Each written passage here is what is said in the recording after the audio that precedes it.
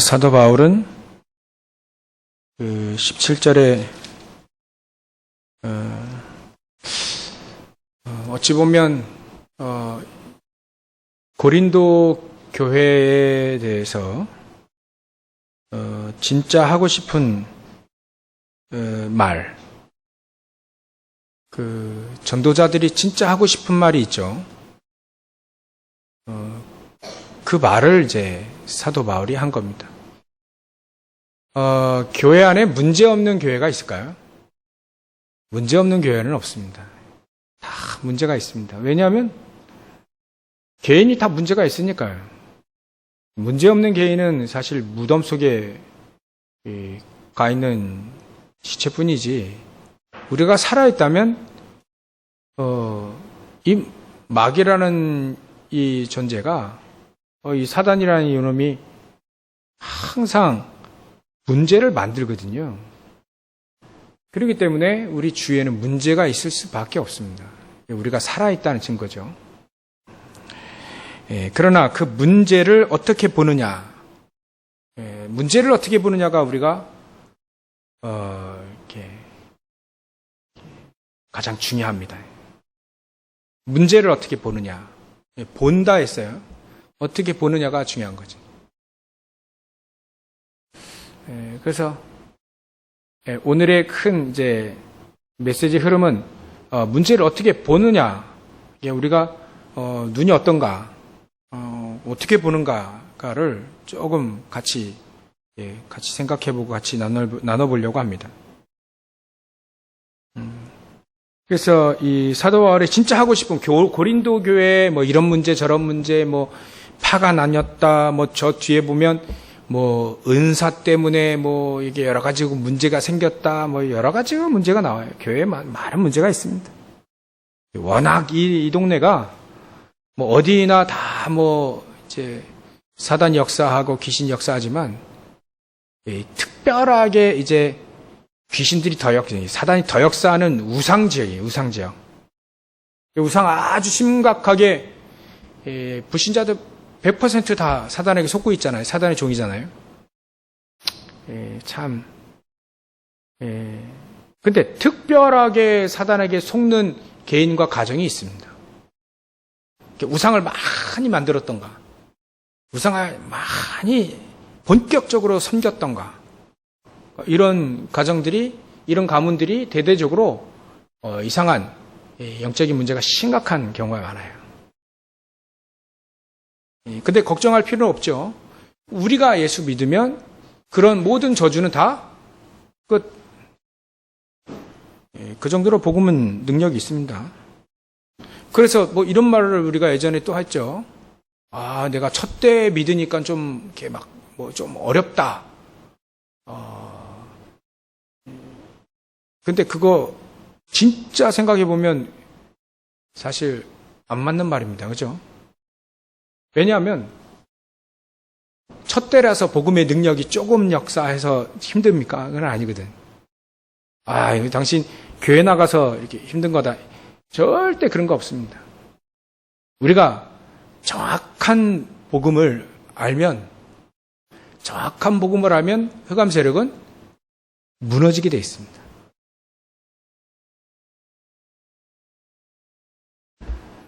오늘 메시지 끝. 이거면 끝이에요. 복음을 우리가 정확히 알면 흑암은 무너지게 돼 있다. 이게 좀 비슷한 거 가지고 있으니까 사단이 옆에서 막 찌르지, 정확한 복음을 딱 가지고 있으면요, 사단은 무릎을 꿇어버립니다. 뭐 신앙의 연수도 상관이 없죠, 사실은. 그래서 아까 413장 찬양을 이렇게 했는데요. 이 스탠포드라고 하는 사람이 이렇게 사고로 자기 두 아들이 이제 배 사고로 죽었잖아요. 그 놀라운 정말 아픈 사건 때문에 스탠포드라고 하는 사람이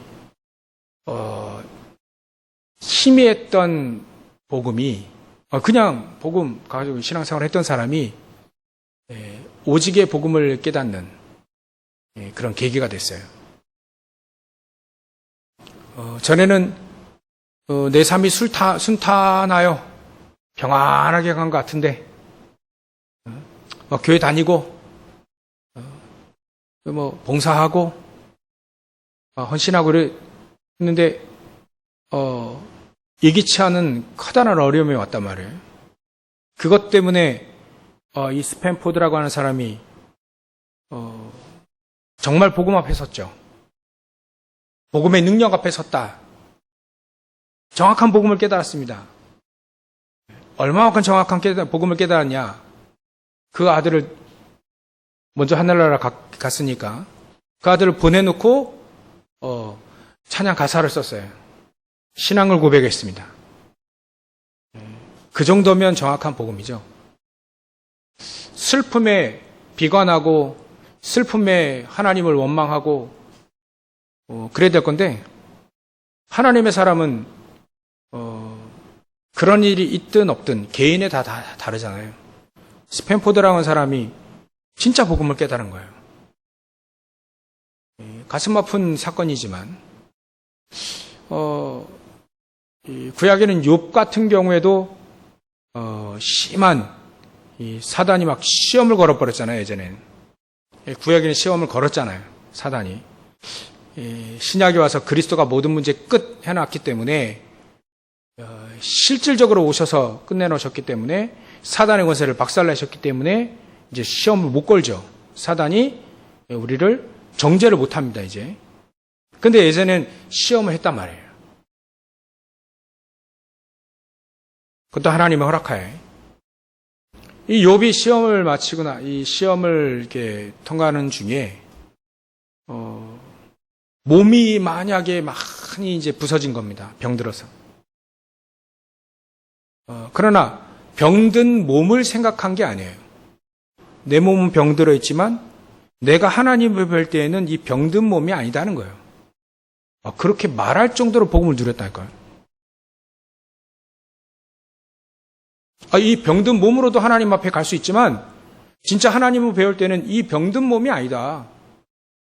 병든 몸이라 할지라도 나에게는 하나님 만날 때는 상관이 없다는 거죠. 좀 그 정도로 복음을 정확히 누렸습니다. 문제가 와도 이제 상관이 없는 거죠. 내가 하나님 배울 때는 사실 진짜 아니까 이 몸이 아니라 변화된 모습으로 하나님 앞에 영원히 갈 건데 이 땅에서의 우리 이 몸이 비록 이렇게 병들었을지언정 상관이 없다는 거예요. 왜냐하면 하나님의 뜻은 일정하시니까 늘 하나님은 나를 단련시키시고 또 정금같이 나오게 하셔서 하나님의 뜻을 이뤄가는데 내가 그 속에 있으니까 전혀 문제가 되지 않는다는 거예요. 문제가 되지 않는다는 게 그게 중요합니다. 그 눈이 있어야 됩니다. 문제가 되지 않는다는 눈. 그게 진짜 문제를 보는 눈이죠. 복음으로. 정확한 복음으로.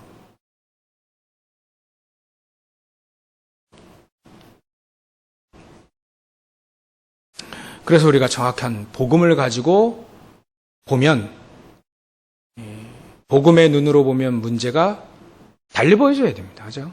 달리 보여줘야 돼요.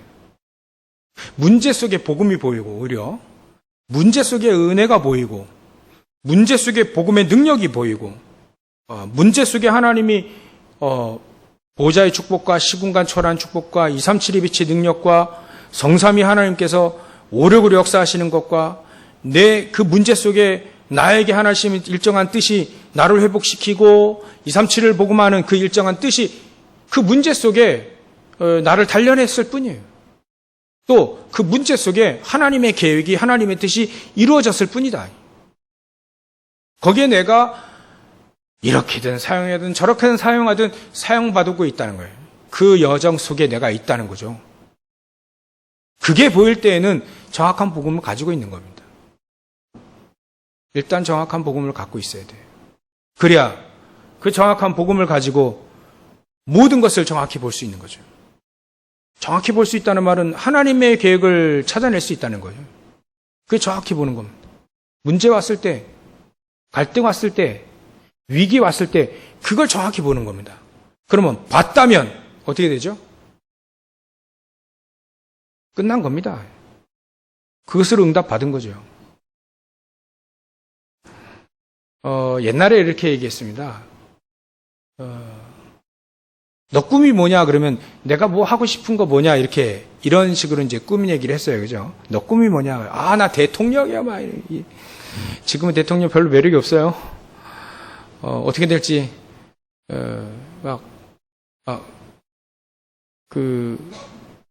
노 전 대통령은 자기는 청렴했는데 밑에 있는 사람이 죄 지으니까 말이죠. 그 여파가 오니까 이분이 못 견딘 거예요. 참, 이 대통령 중에 참 마음에 드는 대통령 중에 한 분이었는데. 근데 청렴하니까 못 견딘 거예요, 이 사람이. 너무 정직하고, 그래 하니까 그걸 못 견딘 거예요. 그래서 자살을 하셨는데, 그거는 마음에 안 듭니다. 자살하지 말았어야지. 근데, 중요한 건, 네 꿈이 뭐냐? 그럴 때 이제 뭐 하고 싶냐 이런 얘기죠. 그거보다 조금 더 이제 옛날에는 한 단계 높인 건 이제 좀 더 발전된 거 좀 컸을 때는 네 야망이 뭐냐 이렇게 물어봤어요. 네 앰비션. 야망이 뭐냐? 야망. 조금 한 단계 뛴 거죠. 그래서 내 야망은 기업가가 돼가지고 전 세계를 이렇게 물건을 팔고 돈을 버는 것, 또 학자가 되는 것, 어떤 뭔가 이렇게 뭔가 발전을 이루어서 이게 사실적이 된 거죠. 꿈이 사실적으로 바뀐 건 이제 야망입니다. 그러니까 그걸 조금 더 한 단계 더 뛰면 이런 단어가 나온대요.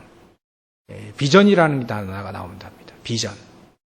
그 비전의 VISION의 VI는 본다라는 뜻입니다. 본다라는 비디오 할 때 옛날에 그 비가 본다라는 뜻이래요. 본다라는 뜻.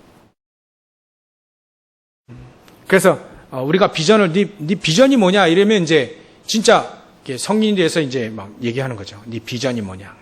어찌 보면 인생의 방향이 뭐냐 이런 얘기를 이렇게 할 때 그 비전. 이 사람이 정말 확실한 목표를 가지고 목적을 가지고 살고 있는가 물어볼 때 그 비전이 뭐냐. 당신이 지금 하고 있는 일에 대해서 구체적으로 미래를 설계하고 준비하고 있냐 그걸 물어보는 거지. 비전이 뭐냐. 백수에게 네 비전이 뭐냐는 게 아니라 네 꿈이 뭐냐 그렇게 물어보지. 백수에게는 비전이 뭐냐라고 잘 물어보지 않아요. 뭔가 지금 하려고 하는 기업으로 장사로 또 뭔가 이렇게 공부로 하고 있는 사람에게 네 비전이 뭐냐 이렇게 물어보죠. 근데 우리는 이제 이거를 하나님 안에서 CVDIP를 우리가 알고 있기 때문에 비전이라는 건 하나님의 것을 보는 것이다. 하나님의 것을 얼마만큼 정확히 받느냐가 그 사람이 얼마만큼 정확한 복음을 가지고 기도를 하고 있는가를 이제 이렇게 구분하는 기준이 됩니다. 요셉이라는 사람은 뭐 사도 바울도 마찬가지지만요.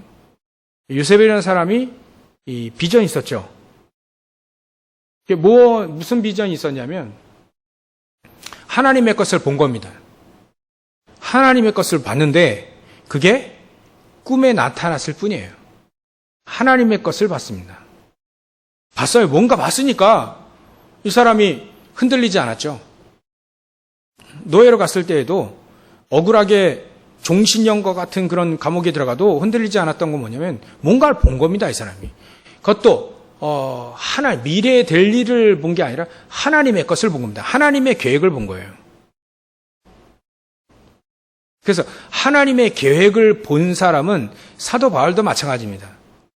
고린도 교회에 지금 편지를 쓰는데 네 교회 거기 고린도 교회 문제가 이런 문제. 사실 사도 바울은 그 문제 중요하지만 별로 중요하지 않습니다. 사도 바울이 237 복음화 속에 그 교회에 잠시 있을 문제예요. 그 문제 때문에 또 응답받을 하나님의 계획을 발견할 문제일 뿐입니다. 문제가 심각하니까 지금 편지를 썼을 뿐이지 가장 중요하게 하고 싶은 말은 17절에 의미를 해놨어요. 사도 바울은 이것 때문에 삽니다. 뭐 은사 때문에 교회 문제 일어나고 막 분란이 일어나고 전혀 복음 가진 사람은 전혀 흔들리지 않는다는 건 자기를 통해서 확인됐고 여러 교회에서도 확인됐습니다. 거기에 흔들린 사람은요, 평생 흔들려야죠. 안 그러면 더 신앙이 굳건돼서 이겨내든가 두 가지입니다. 사도 바울은 그 정도 흔들리면 복음 잘 모르는 거잖아요. 우리가 복음 잘 몰랐을 때가 얼마나 많았습니까? 그죠? 저도 413장 그 찬양을 하면서 20대부터 20살 때부터 신앙생활을 하기 시작했는데 20대, 30대, 40대 지금 이제 50대 이제 들어섰는데요. 그때마다 나는 20살 되기 전까지는요, 진짜 온실에, 비닐하우스 온실에서 산 삶과 같이 모든 일이 다 순탄했습니다. 별로 어려움이 없어요. 공부 잘 안 되는 스트레스 빼고는 웬만한 거 뭐 부족함이 없었습니다. 제 아버님이, 부모님이 좀 부지런하신 분들이라 아직도 80이 넘으셨는데 아버지는 일을 하시고 지금 공사 또 하시거든요. 그러니까 밥 굶는 일은 전혀 없고요. 또 부족하게 이렇게 한 거 별로 없습니다. 20살까지는 순탄하게, 그러니까 고등학교 때까지. 근데 20살 때부터 믿기 시작하면서 하나님이 조그만 이렇게 어려움들을 계속 이렇게 하나씩 이렇게 던지더라고요. 어려움을 주셔요, 막. 근데 지나가 보니까 꼭 감당할 만큼만 주시더라고요. 감당할 만큼만.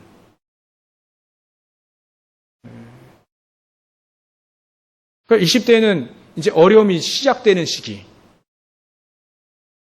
그래서 어려움이 때로는 이제 이 문제는 이제 해결 안 되는가 보다 이제 포기할 즈음에 복음을 30대에 깨달은 겁니다. 정확한 복음을. 정확한 복음이라고 표현해야죠. 예전에도 복음 들었는데 내가 그 정확한 복음을 못 깨달았으니까 30대 초반에 이제 정확한 복음을 깨닫기 시작합니다. 그때부터는요, 또 다른 어려움이 오네요. 또 다른 어려움.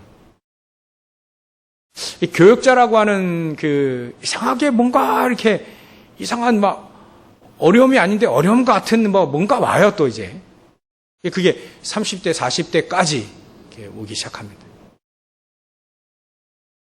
50대 들어서야 이제 조금 이렇게 복음이 더 조금 보이고 누려지게 됐죠.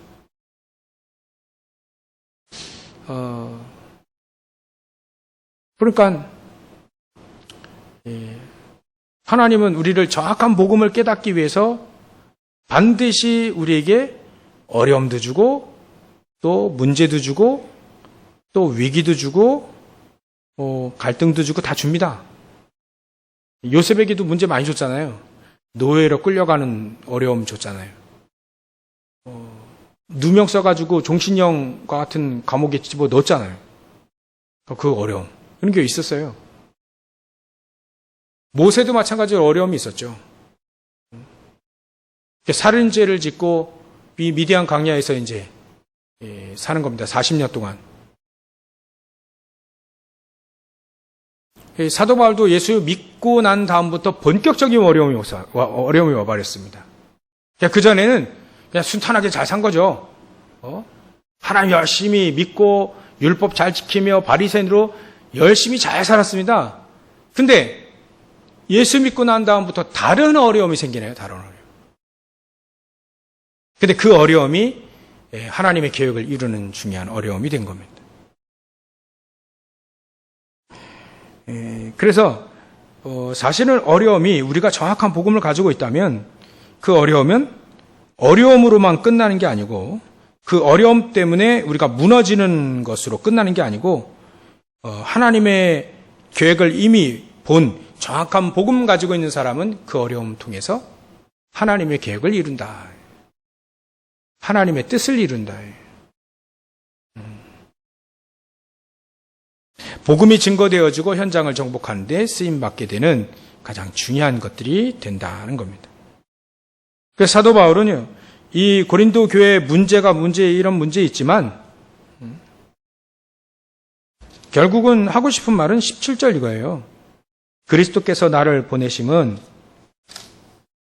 너희들 문제 해결이 아니다 이거예요. 세례를 베풀려 하려 하심이 아니요 오직 복음을 전하게 하려 하심이로되, 이제 말과 지혜로, 말의 지혜로, 예전엔 말과 지혜인데 여기 말의 지혜로 하지 아니함은, 왜냐하면 고린도 지역에 가기 전에 아테네에 갔어요. 아테네에서 전도하다가 거기서 말의 지혜로 뭔가 한번 해보려고 하다가 이게 아니구나 깨닫고 난 다음부터 이제 고린도 지역에 와서 이제 말의 지혜가 아닌, 세상의 지혜를 조금 빌려가지고 한 게 아닌 정확한 복음만 얘기하겠다는 것이 이제 다 잡아지는 거죠.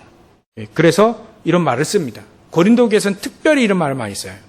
말의 지혜로 하지 아니한다.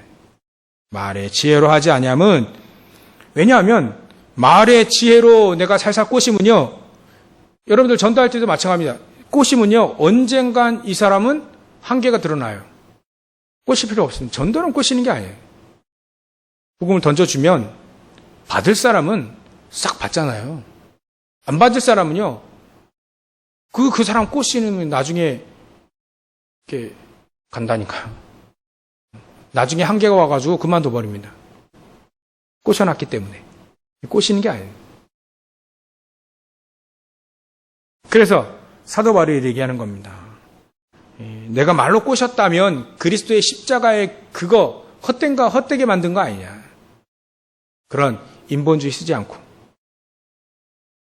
오직 복음의 능력으로만, 오직 십자가의 그 능력을 이해하는 사람만 들을 수 있는 정확한 복음, 그 복음만 얘기하겠다. 사도 바울은요, 이 말하고 싶은 겁니다, 사실은. 이 말. 이거면 다 끝나는데요. 교회 문제가 많이 있다고 해서 그게 사실, 세계복음은 안 됩니까? 그 교회, 그 문제 때문에? 사실 그렇지 않거든요. 세계복음은요, 정확한 복음 가진 사람 통해서, 정확한 기도하는 사람 통해서 세계복음화 되는 거지, 문제 때문에 왔다 갔다 하는 사람은 사실은, 나중에 어떻게 돼, 나중에 더 정확히 믿고, 쓰임받을지 몰라도 지금 당장은 사실은 그 문제가 되지 않거든요. 그 사람은 세계복음화 할 수 없어요. 좀 더 기다려야 되죠. 그러니까 사도 바울은 그거 다 알기 때문에 진짜 세계복음화는 문제 때문에 휩쓸리고 저리 휩쓸리는 그거 아니다. 진짜 그건 아니죠. 그래서 저와 여러분들이 정건과 같이 단련된다는 말은 뭐냐면, 흔들리지 아니하는 신앙생활을 할 수 있도록 하나님이 여러분들이 이끄시는 겁니다. 때로는 흔들었다가 건드렸다가 그런 표현을 쓰는 거죠, 요즘에. 문제 주는 거예요. 위기도 주고. 큰 그릇이다 그러면 큰 문제를 줘버리고요. 작은 그릇이라면 큰 문제 주면 안 되니까요. 작은 문제 주는 겁니다. 그리 하다 계속 하나님 단련시키는 거죠. 어디다 쓰려고요? 세계복음화 쓰려고. 그러니까 염려할 필요 없습니다. 감당할 시험만 주신다. 또 피할 길도 주신다. 능히 이겨낼 복음도 주셨고, 기대의 능력도 주셨고, 진짜 복음만 가지고 있다면, 정확한 복음만 가지고 있다면 문제되지 않는다. 그거를 먼저 오늘 지금 여기까지 메시지 아닌 게, 이거를 우리가 먼저 볼 줄 알아야 되는 거예요. 비전.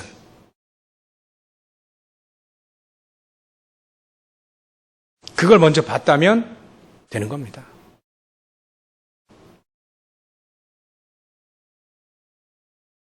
그래서 첫 번째 그거 비전입니다.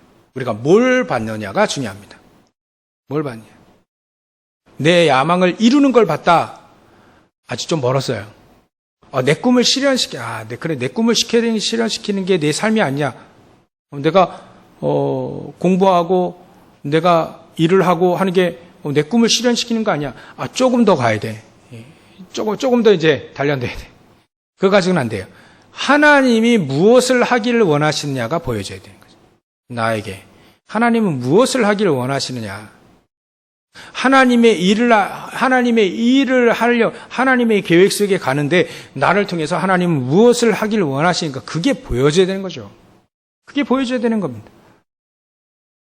그걸 미리 그거 봤다면 된 겁니다. 비전이 있는 거예요. 그래서 엄밀히 말하면 우리가 그 비전을 언제 받느냐가 사실은 중요치 않습니다. 나이 어렸을 때 받던가 나이가 많았을 때 받던가 그건 별로 상관이 없습니다. 언제 받느냐가 그렇게 중요하지 않고 내가 얼마만큼 중요한 하나님의 것을 받느냐가 얼마만큼 중요하고 정확하게 하나님의 비전, 하나님의 계획을 받느냐가 중요한 거죠.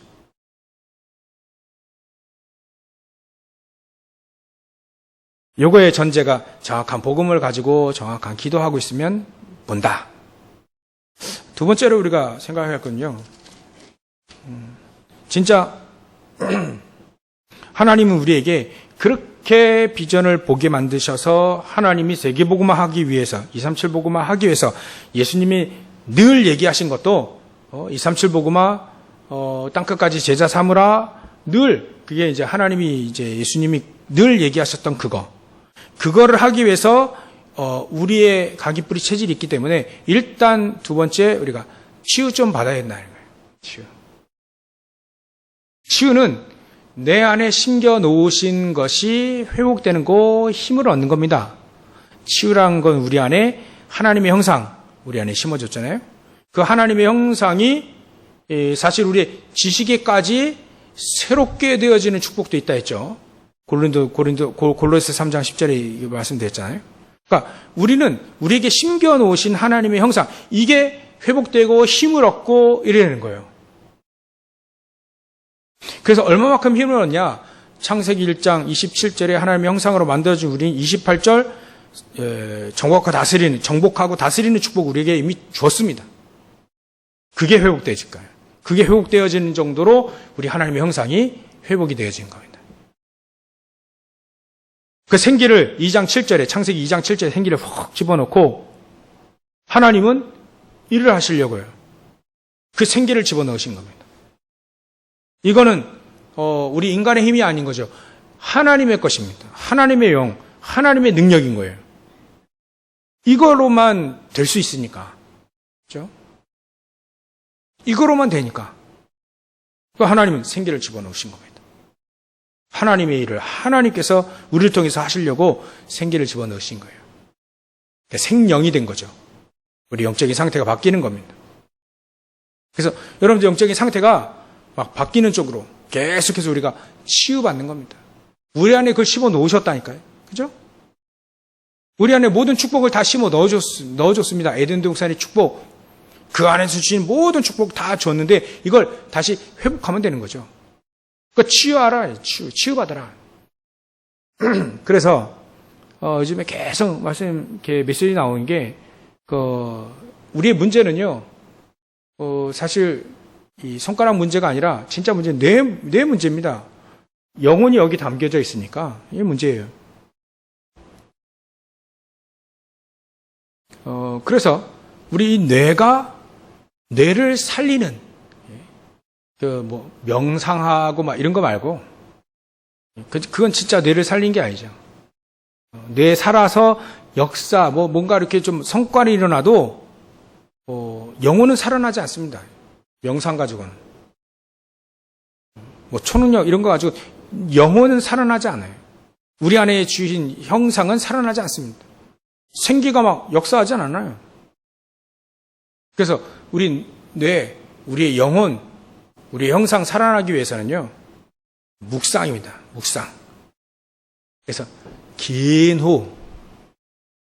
호흡을 하게 되면 일단 우리 뇌가 살아나게 되는 거죠. 과학적으로, 의학적으로 뇌가 살아나게 돼 있습니다. 그래서 이 정신 문제 있는 분들은 또 암이라든지 이런 지금 걸려 있던가 또 경험하셨던 분들 특히나 이 뇌를 살리는 이 깊은 기도 속으로 들어가는 거예요. 깊은 호흡 기도죠. 그러면 우리 뇌가 살아나게 되면 우리는 자연적으로 기도하고 말씀 묵상하면서 이게 살아나기 때문에 당연히 영혼이 살아나게 되고 형상이 살아나게 됐습니다. 뇌가 살아나기 때문에 우리는 지식에까지 새로워지는 축복을 우리가 누릴 수 있다. 무신자는 그럼 못 누려요. 왜냐하면 그런 기능이 없어요. 그러나 우리는 있습니다. 그러니까 우리는 우리가 묵상을 하면 우리가 호흡을 하게 되고 우리가 기도하게 되면 완전히 차원이 다른 역사가 일어나는 거죠. 영혼이 살아나게 됩니다. 영혼이. 그러니까 뇌에 힘을 얻게 되어지면 되는 거죠. 왜 우리 자꾸 영적 문제에 막 빠져드냐면 뇌에 힘이 없기 때문에 그래요. 영혼에 힘이 없기 때문에 그렇죠. 그래서 긴 호흡을 계속하게 되면 뇌에 힘을 얻게 되어 있습니다. 거기에 깊은 기도가 되어야 만큼 깊이 호흡하고 또 호흡이 길게 되어질 만큼 이렇게 기도할 수 있게 되죠. 그래서 우리에게 기도의 어찌 보면 기도 제목에 대해서 다 내버려도 된다. 393 기도해라. 393. 393을 기도하면 됩니다. 그걸 세 가지로 나눠버리면요. 세 가지로 한다면 간단하게 세 가지는 성삼위 하나님이십니다. 성삼위 하나님을 누리라. 그리고 보좌의 축복을 누리라. 그리고 시대 변화시키는 축복을 누리라. 이거를 좀 더, 세 가지를 좀 더 나누면 성삼위 하나님께서 말씀과 삼저주를 무너뜨리는 구원의 축복과 하나님의 능력, 성령의 능력을 누리고 그 안에 성삼위 하나님으로 오력을 누리는 거죠. 영력, 지력, 체력, 경제력, 인력을 누리는 거죠. 이게 성삼위 하나님 누리는 겁니다. 계속 그 기도 속에 그걸 묵상하는 겁니다. 성삼위 하나님을 묵상하는 거예요. 얼마만큼 나에게 말씀으로 또 말씀 성취 속에 내가 있느냐. 그걸 계속 묵상하는 거죠. 강단 말씀을 묵상하고 기도 시험 메시지를 묵상하고 훈련받은 거 메시지 묵상을 하고 그러니까 그게 묵상이 그 기도인 거예요. 그 묵상을 말씀 붙잡고 기도하면 말씀을 성취하시고 또 그 말씀 성취 속에 하나님은 분명히 구원의 역사도 일으킬 거란 말이죠. 하나님의 성령이 능력이 힘할 거란 말이죠. 그거를 계속 묵상하는 겁니다. 그럼 그 속에서 하나님은 자연적으로 오력이 생겨지게 돼 있어요. 그럼 두 번째 보좌의 축복은 말이죠. 보좌의 축복과 시공간 초월한 축복과 237의 능력, 빛의 능력이 우리 안에 임하게 되어서 우리 안에 계속 우리에게 심어놓은 것들이 막 살아나는 거죠. 살아나면서 우리의 영혼이 살아나고 우리의 육신도 살아나고 우리 뇌도 살아나고요. 하나님의 형상 살아나고 우리의 축복들이 다 살아나고 회복되어지는 겁니다. 회복되어지는 그 지점은 있어요. 미래에 회복되어질 그 날이 있다니까요. 기도하면 하나님 응답하신다 했으니까요. 그죠? 세계복음화도 하나님이 세계복음화의 그 날을 정해 놓으셨잖아요. 우리는 몰라도 알 필요도 없지만 우리가 성령 충만하고 393의 기도를 통해서 하나님 그 응답하실 그 날이 있습니다. 그 응답이 그 시점이 있어요. 한계점이라니 한계. 그 점이 있죠. 그 다음에 마치 사도행전 2장 1절에 그 시간표 이미 그 시간표는 있는 거란 말이죠. 믿습니까? 있다니까요. 그건 우리가 기도하고 있으면 반드시 하나님은 그 응답하실 그때 충만한 역사가 이때 있습니다. 그거는 믿으시기 바라요. 있습니다. 그날은. 그날이 우리가 정말 올인한다면 제 생각에는 좀 앞당겨지지 않을까라는 생각이 바람이 있는데 하여튼 하나님은 그 시간표를 두고 계신다.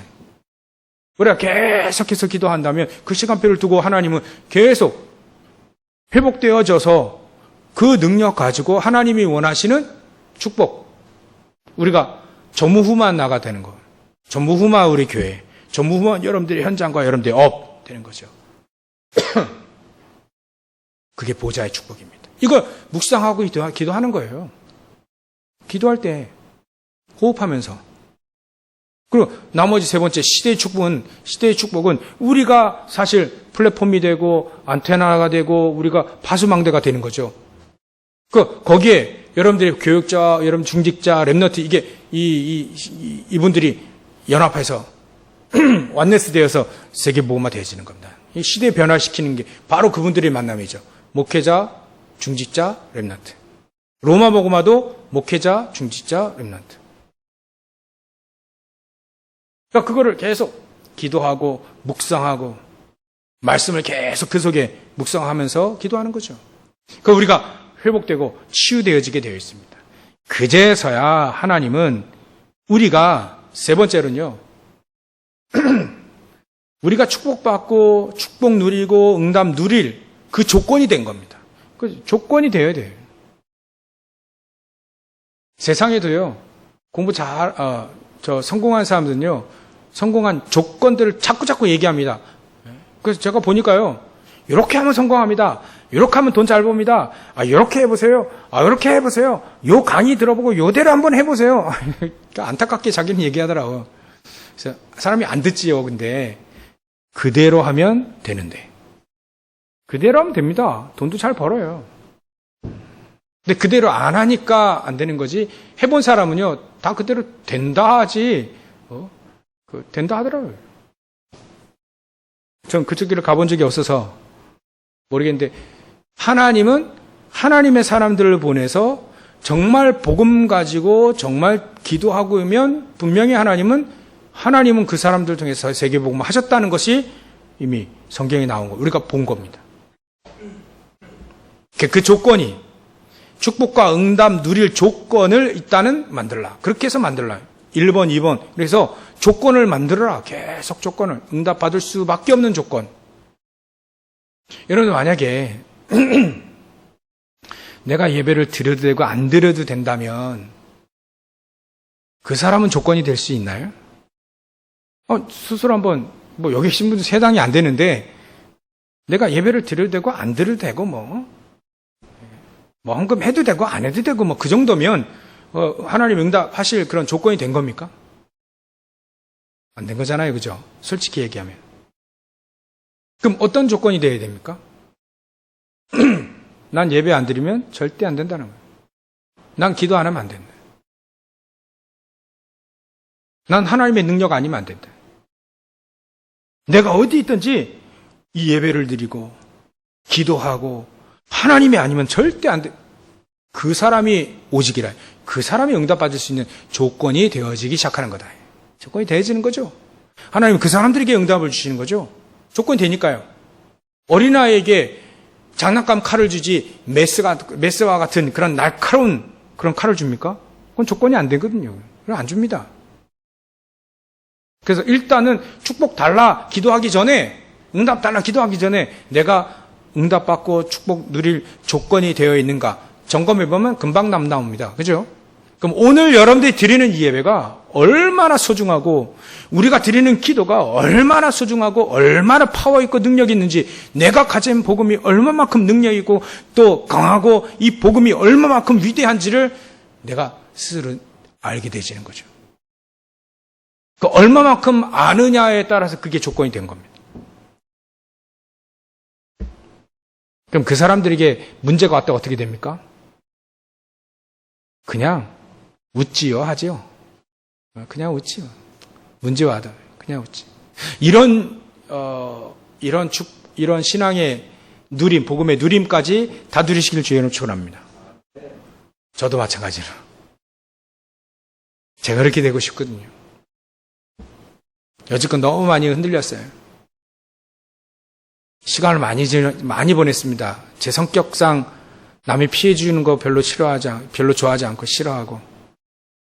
근데 어느새 남에게 많이 피해를 줬고 욕도 많이 했고 내가 미쳤다. 왜 그랬을까? 너무 시간이 많이 지나가 버렸습니다. 이제는 진짜 응답받아 보려고요. 진짜 하나님이 나에게 주신 복음과 그 능력과 응답과 축복과 진짜 세계복음화 속에 있는 것. 그 응답 한번 누려보는 것. 그게 기도 제목입니다. 바람이고요. 소원입니다. 그래서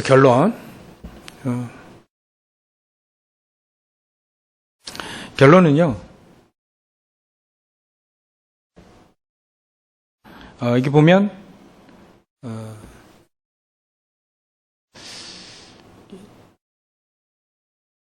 오늘 메시지를 좀 정리를 쭉 하다 보면 이렇게 우리가 내 마음속에 뭐가 있느냐. 세상에는 변하는 것이 있고 변치 않는 것이 있잖아요. 내 마음속에 진짜 내 마음속 가장 중요한 보좌, 가장 중심에 변하는 게 있냐, 변치 않는 게 있느냐. 변하는 거 다 빼고 변치 않는 것이 여러분들 속에, 사도 바울은 문제가 상관이 없습니다. 여기 문제 있고 문제에 휩쓸리고 나는 못하다. 이 사람들에게 사실은 이런 메시지를 하지만요, 사도 바울은요 별로 그렇게 중요하게 다루지 않습니다. 그냥 지적만 했을 뿐이지 복음이면 끝나거든요. 그러니까 그 다음에 이렇게 그냥 간단히 얘기합니다. 18절에 십자가의 도가 멸망하는 자에게는 미련한 것이요 구원받을 우리에게는 하나님의 능력이다. 뭐가 문제냐? 뭐 그런 뜻입니다. 십자가의 도를 막 이게 가볍게 여기는 사람은요, 멸망한 사람은 미련하게 봅니다. 별로 중요치 않은 건 막 중요하게 막 해가지고 휩쓸리고 막 그래 합니다. 근데 진짜 십자가의 도를 진짜 중요한 것, 변하지 않는 것, 이걸 딱 가지고 있으면요, 그 중심에 변하지 않는 것을 갖고 있기 때문에 그 사람 변하지 않습니다. 중심에 그게 있으니까. 여러분들 크다란 막 어마어마한 건물을 떠받치는 기둥들 있잖아요. 이 기둥이 얼마나 단단하냐면요, 뭐 100층의 건물을 막 버텨요. 그 기둥은요 안 움직입니다. 어디돼야 그 건물을 세우려면요, 밑에 구멍을 뚫어가지고 얼마나 깊게 밑에 안반석이 있대, 안반석. 거기다가 구멍을 뚫어가지고요, 그 안반석에 딱 기둥을 세운 거예요. 안 흔들립니다, 이거 안 흔들립니다. 이거와 같이 건물 세울 때 이렇게 세우는데, 우리 신앙의 건물을 세울 때 절대로 우리 가장 중요한 중심에 변치 않는 것을 딱 심어놔야 돼요. 그러면 절대로 그 사람 변하지 않습니다. 그죠? 이 축복을 결론적으로 누리시길 주의 이름으로 축원합니다. 기도하겠습니다. 하나님께 감사와 영광을 돌립니다. 오늘 복음을 확실히 누리고 확실히 증거할 하나님의 사람들, 사도 바울과 또 고린도에게 많은 제자들, 우리에게 주셨던 말씀 붙잡고 늘 승리하게 하시고 분쟁 가운데 휩쓸리는 그런 사람들이 아닌, 절대로 변하지 않고 흔들리지 않는 오직 복음만 붙잡고 그리스도만 붙잡고 승리하는 자를 낼 수 있도록 역사해 주시옵소서. 거룩하신 예수님의 이름으로 기도하옵나이다. 아멘.